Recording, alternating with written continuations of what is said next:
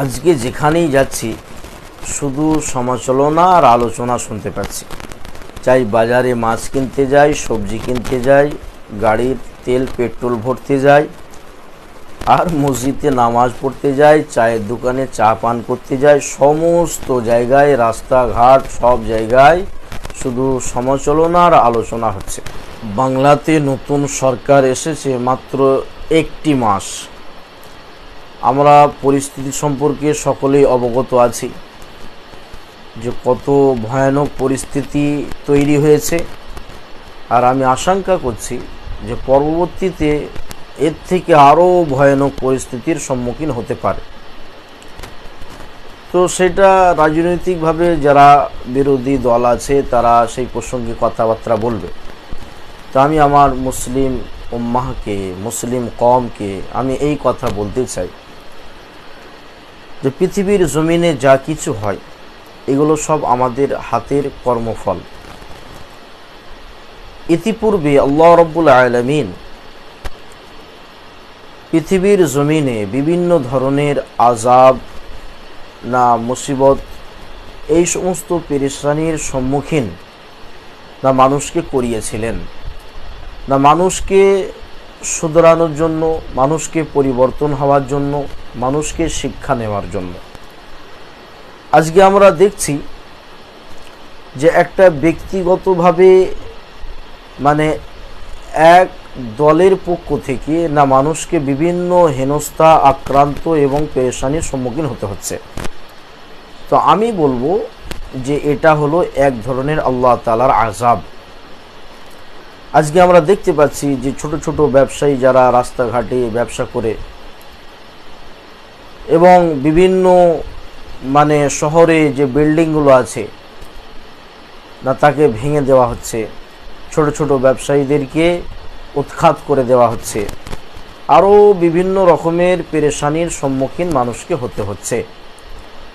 আর নতুন সরকার যা কিছু প্রতিশ্রুতি দিয়েছেন, তো সেই সমস্ত প্রতিশ্রুতি তিনি পুরো করবেন কি করবেন না সেটা রাজনীতিবিদরা আলোচনা করবেন।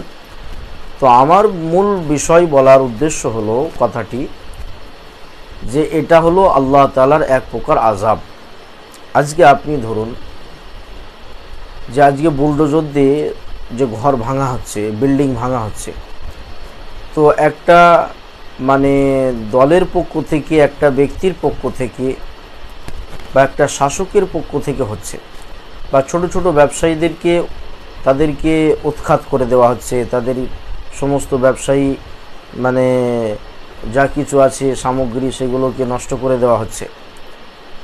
তো এটা যদি ব্যক্তিগতভাবে না হয়ে আল্লাহ তাআলার পক্ষ থেকে হতো, যে ভূমিকম্প হয়েছে সব বিল্ডিং ভেঙে গেছে, আপনি কার নামে আন্দোলন করবেন, কার নামে মামলা করবেন, কার নামে মিছিল করবেন?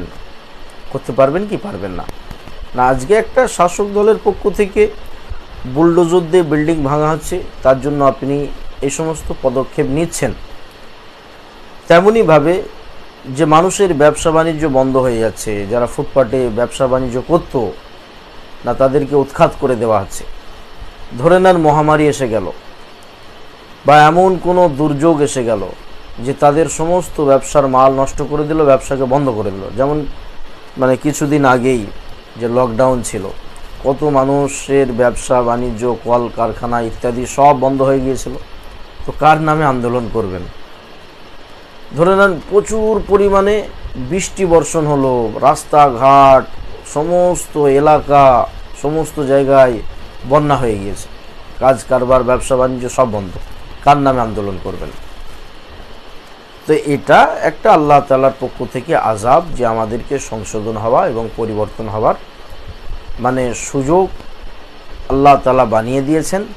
তো যখনই কোনো নির্যাতিত শাসক নিযুক্ত হয়, তো এটা মানুষের কৃতকর্মের ফল, যে তারা আল্লাহ তাআলার অবাধ্যতা চলেছে, আল্লাহ তাআলার হুকুমের সীমা লঙ্ঘন করেছে, সৎ কাজের আদেশ অসৎ কাজের নিষেধ একে ছেড়ে দিয়েছে, আর অন্তরের মধ্যে ইসলামের আজমত, ভালোবাসা, বড়ত্ব বার হয়ে গিয়েছে, একমাত্র দুনিয়া হাসিল করার উদ্দেশ্য হয়ে গিয়েছে।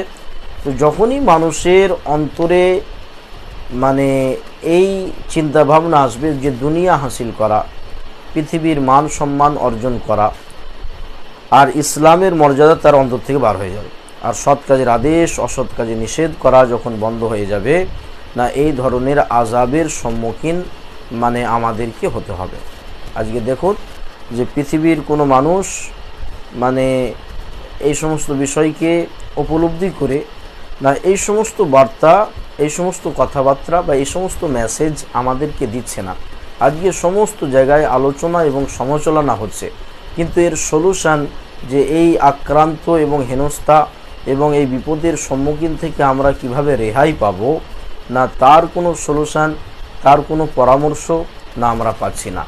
আপনি যেখানেই যাবেন আফসোসের সঙ্গে বলতে হচ্ছে যে চায়ের দোকানে যাচ্ছি, বাজারে মাছ কিনতে যাচ্ছি, সবজি কিনতে যাচ্ছি, এমনকি যেখানেই যাচ্ছি, এমনকি মসজিদের চত্বরে বাইরেতে, মসজিদের বসার জায়গাতে, এমনকি মসজিদের ভিতরেও সেই আলোচনা এবং সমালোচনা হচ্ছে এই সমস্ত বিষয় নিয়ে। কিন্তু এর সলিউশন এটা কিভাবে ঘটলো, কেন হলো না, এর কোনো আলোচনা নেই না।